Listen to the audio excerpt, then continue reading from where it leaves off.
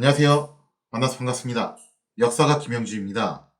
한중일 근대사 삼국지 제147부 청제국의 고뇌, 조선을 외면하다 라는 주제를 가지고 오늘 여러분과 함께 할 겁니다.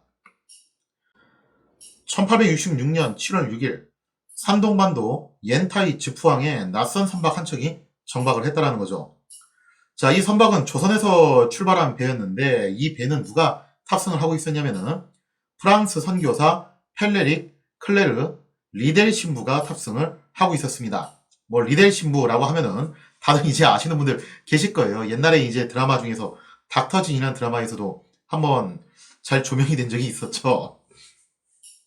자, 리델 신부는 조선에서 벌어진 병인 박해의 그 참상 속에서 그야말로 가까스로 구사일생으로 목숨을 건져가지고 청지국으로 탈출을 하는데 성공을 하게 됐습니다. 물론 이제 혼자 힘을 한 건 아니고 조선 내에 이제 숨어 있었던 천주교 신자들의 도움을 받아가지고 가게 됐던 거죠.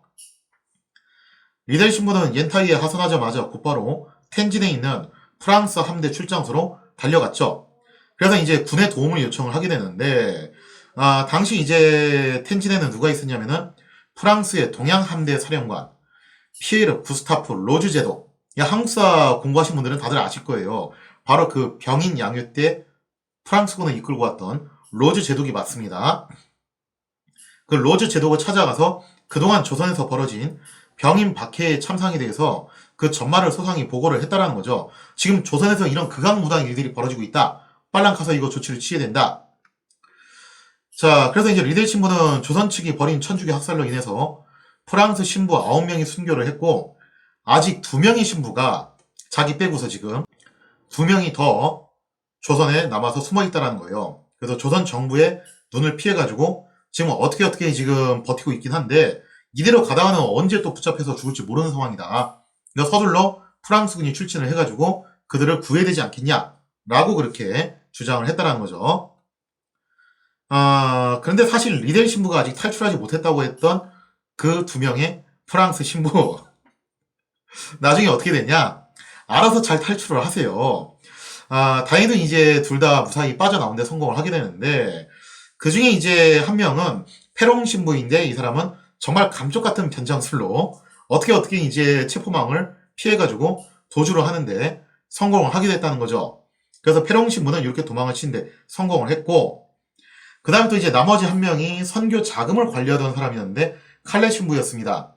그래서 이 선교 자금을 관리하던 그 칼레 신부가 자금을 갖고서 중국으로 이제 도망을 치고 있었는데 그 와중에 이제 포졸들의 추격을 받게 됩니다.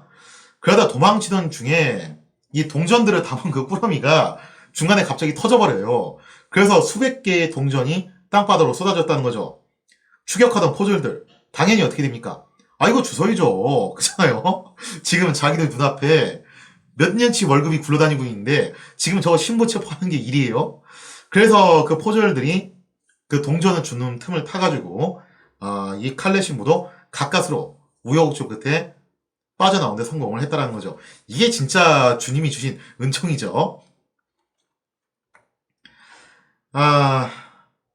이렇게 해서 이제 두 신부가 탈출을 하게 되는데 근데 어쨌든 뭐 현 시점에서는 아직 이런 정황들을 정확하게 모르고 있는 상황이죠.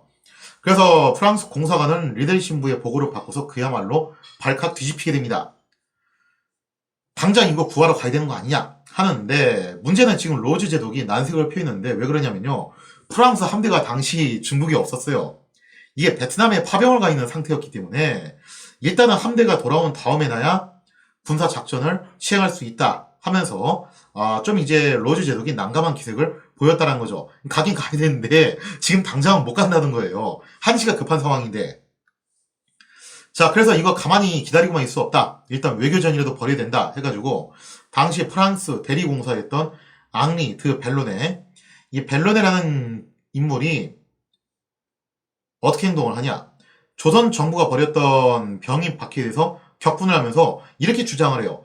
이거는 필시 조선이 청제국의 지원을 받고 벌인 폭거가 아니냐.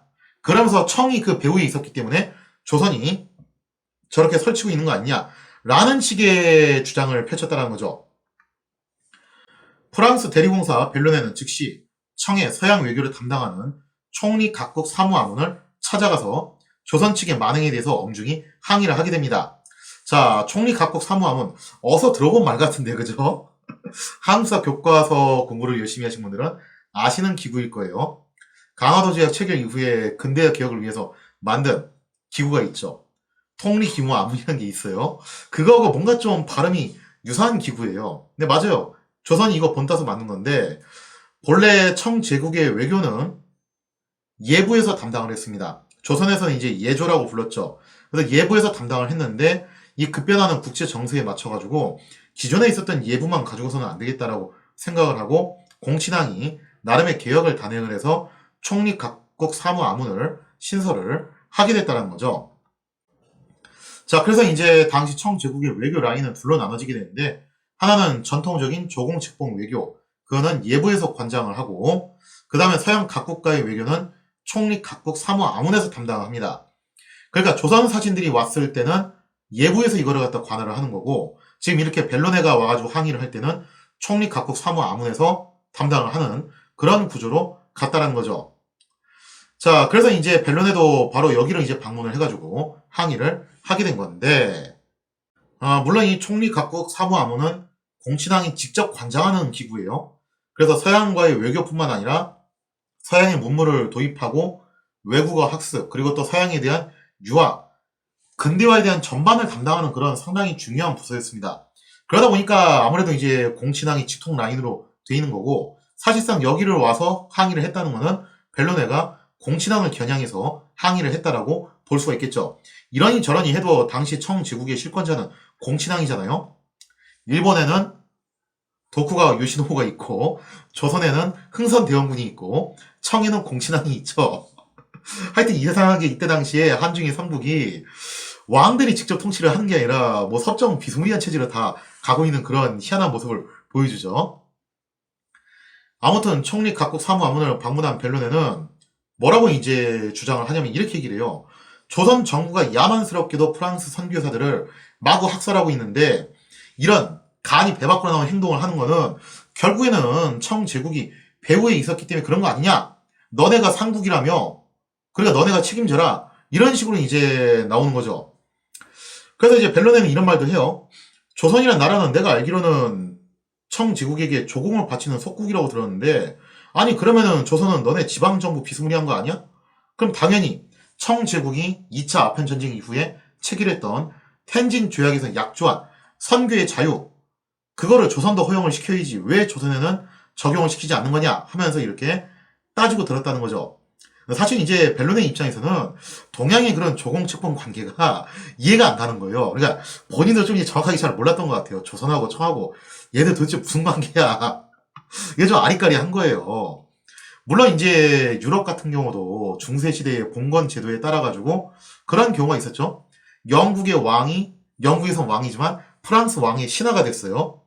그래서 왕이 서열상은 그런 식으로 이제 자리매김이 돼 있었는데, 서양 같은 경우는 어쨌든 간에 30년 종교전쟁 이후에 베스트팔렌 조약이 체결이 되고 그 이후에는 옛날에 그런 봉건적인 주종 관계는 사실상 사라지게 돼요.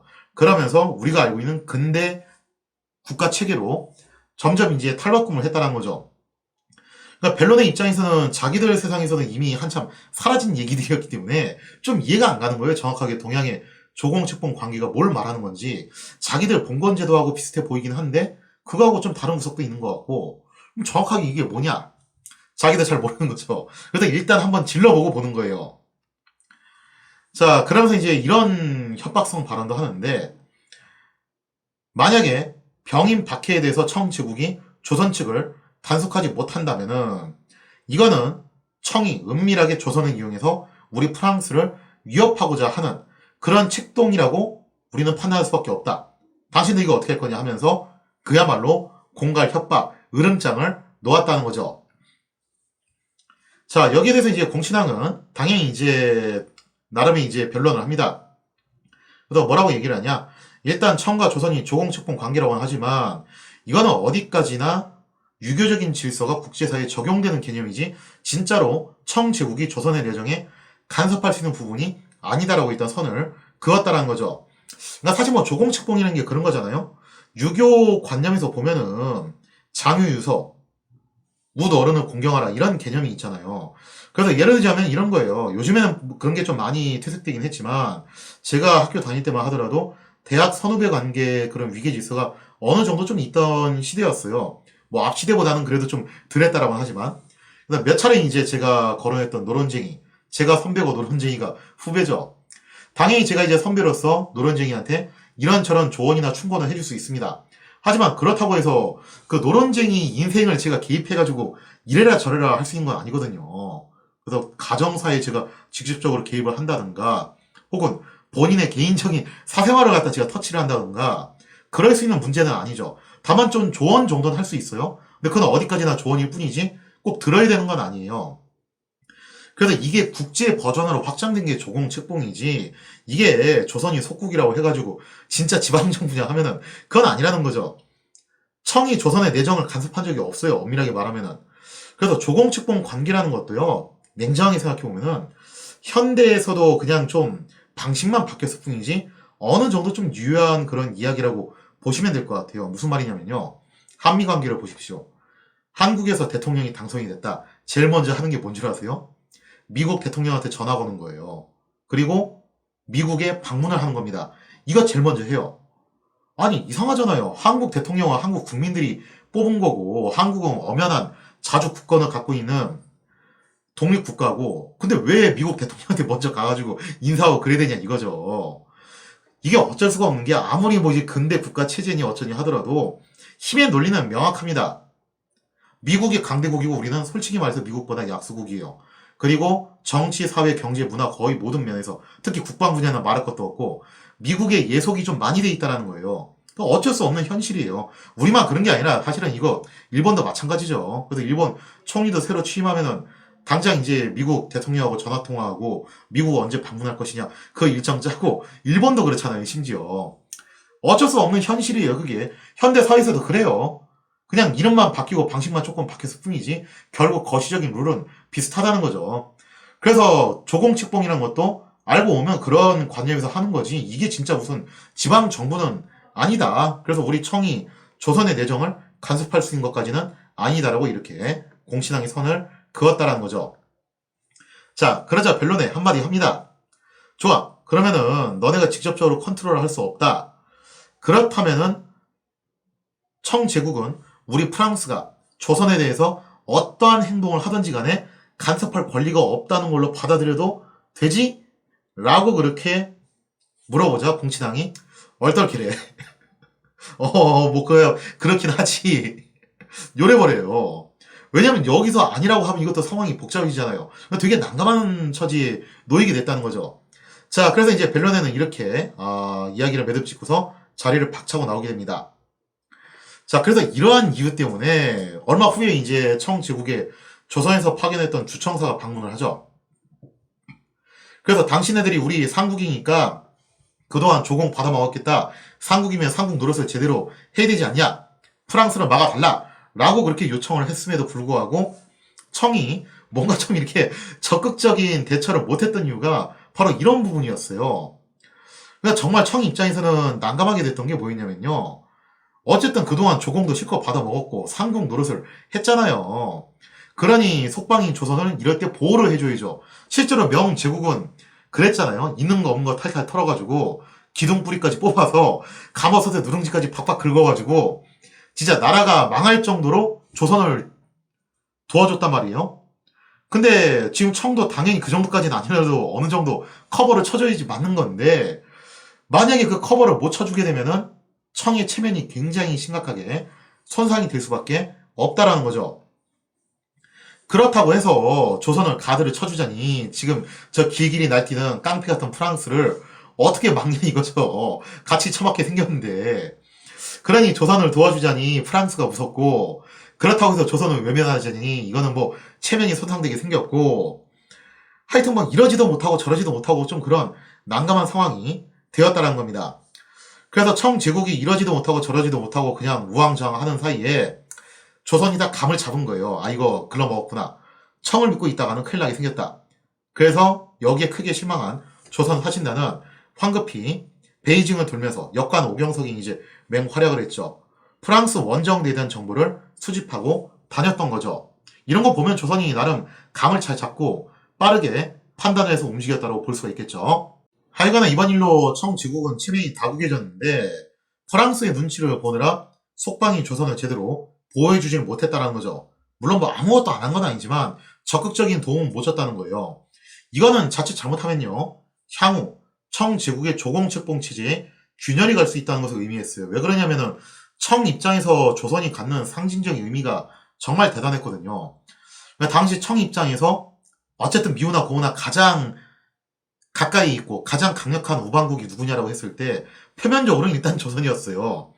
다른 애들은 더 못 믿고 그나마 조선이 이제 뭐 동방예의지국 그런 타이틀도 있고 또 나름대로 이제 그동안 잘 지내왔잖아요. 옛날에 병자호란에 불편한 관계는 있긴 있었지만 근데 그 조선하고 이제 좀 이제 등을 돌리게 되면은 이 조공책봉 체제 자체가 심각한 균열을 맞이할 수밖에 없다라는 거죠. 나머지 여타 국가들이 다 뭐라고 생각하겠어요. 그래도 제일 친하게 지내는 조선하고 저렇게 처그지게 된다. 나머지 애들도 야 이거 청이 우리한테 뭐 해줄 수 있는 게 없는 거 아니냐 하면서 점점 청으로부터 떨어져 나가려고 시도하는 나라들이 생길 거라는 거죠. 아무튼 자리를 박차고 나온 벨론의 대리공사는 당장 군대를 출동시켜서 뭐라고 이제 폭언을 퍼붓고 다니냐면은 조선을 정복하고 왕을 갈아치우겠다. 우리 마음대로 그렇게 하겠다. 하면서 굉장히 도발적인 말들을 하고 다닙니다. 우리가 이렇게 도발적인 말을 한데도 불구하고 청 너네가 가만히 있나 보자. 좀 그런 테스트하는 의미도 있었어요. 심지어 벨론에는 이런 말까지 해요. 한 발 더 나가서 만약에 청 제국이 병인 박해하고 무관하다는 것을 입증하고 싶다면은 결백하다는 것을 입증하고 싶으면은 같이 군대를 출병시켜서 조선을 응징하는데 동참해라. 그런 허무맹랑한 주장까지 내뱉고 다녔다는 거죠. 그래서 이 첩보를 듣고서 조선 측에서는 난리가 났던 거잖아요. 그래서 청이 예부를 찾아가가지고 이거 어떻게 된 거냐 하면서 항의도 하고 그랬던 건데 이게 다 벨로네가 그냥 막 공갈포 쐈던 거거든요. 그러나 이 망언에 가까운 벨로네의 발언을 들은 로즈 제독은 또 생각이 달랐어요. 심기가 굉장히 불편해집니다. 로즈 제독은 뭐라고 생각했냐면은 저 벨로네가 너무 아무 말이나 내뱉고 다니는 바람에 이 프랑스의 군사행동이 지장을 초래한다라고 여겼다라는 거예요. 왜냐면은 지금 냉정하게 생각하면은 프랑스군은 함대가 베트남에 나가 있고 얘들 올 때까지 좀 시간이 필요한데 저렇게 자극적인 말만 자꾸 그렇게 해버리면은 블러핑이라고 하죠. 마치 옛날에 그 트럼프 전 대통령이 트위터에다가 막말 쏟아낸 것처럼 그러고 다니면 이게 오히려 군사작전이 꼬이게 된다. 저거 나라에 득이 될 게 없다. 그렇게 판단을 했던 거죠. 그래서 결국 로즈 제독이 본국에다 하소연을 합니다. 이거 좀 문제 있다. 자, 그래서 보다 못한 프랑스 본국이 이번 조선 원정 문제에 대해서 벨로네를 그냥 제외를 시켜버립니다. 넌 빠져. 하고서 모든 권한을 로즈 제독에게 일임을 하게 됐다는 거죠.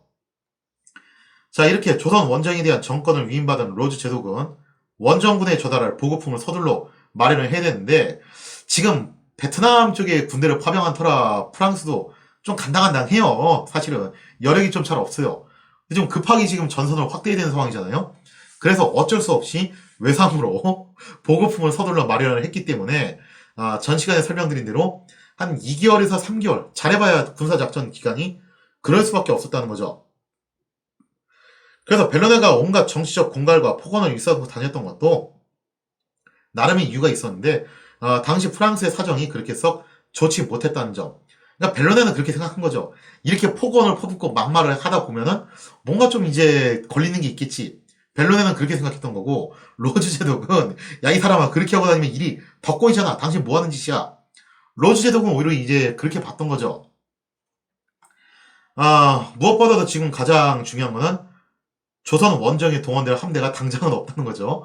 베트남에 파견되어 있는 이 함대가 돌아와야지 된다는 건데 그것 때문에 조선은 일단 잠깐 시간을 벌게 됩니다. 그 시간을 10분 활용하면은 어떻게 잘만 하면은 프랑스군의 침공을 막아낼 수 있는 그런 가능성도 생긴다는 거죠. 자, 그래서 이제 다음 시간에는요, 이게 뭐 중국사 파트라고는 하지만 사실은 이게 프랑스 플러스 베트남 역사가 좀 될 것 같긴 한데 그렇다면 당시 프랑스는 왜 당장 이렇게 군사행동을 하지 못하고 좀 이제 뭔가 당대 최강국이라고 불리는 그런 이미지에 걸맞지 않은 약간은 좀 모양새 빠지는 모습을 보여주고 있었냐? 프랑스의 말 못할 복잡한 속사정에 대해서 다음 시간에 다루도록 하겠습니다.